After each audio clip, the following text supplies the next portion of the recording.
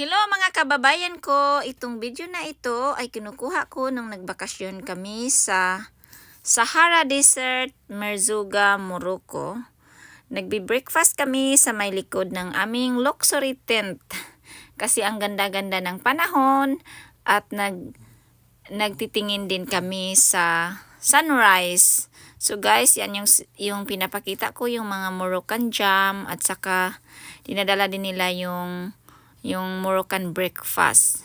So last year ito guys, nung mga Marso. So perfect na time na magbisita doon. Nag-travel kami galing sa Marrakesh, the capital city of Morocco. Then it was 3 days guys, 3 days travel, but nag-i-stop kami sa iba-ibang tourist sites, tourist locations like yung Ait bin Haddou, at saka yung nakikita namin yung Atlas Mountains, ang ganda, at saka nakapag-stay din kami ng isa pang hotel na hindi siya sa gitna ng desierto before kami dumating dito, at saka nagka-camel ride din kami. So ito guys, ang ganda talaga ng lugar, napakaganda siya, parang nasa movie. Actually, ito ang pinaka one of the best ko na holiday, na pinaka peaceful, at saka wala kang maririnig na kahit ano-anong noise. At sana nga nung nagpunta kami, sana naging 2 nights pa, 1 night lang kami doon at bumalik na kami sa Marrakech, sa capital city ng Morocco, dahil pumunta na naman kami ng Spain after nito.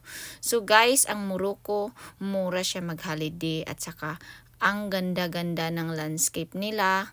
Desierto, makita mo rin yung Atlas Mountains no, na mayroon pa siyang snow, at saka mura yung mga hotel at pagkain. Napaka-friendly din yung mga tao. At yung mga souvenir nila, pwede ka din makipag-bargain. So tingnan niyo guys, yung likod, ang ganda, iba-iba yung kulay niya.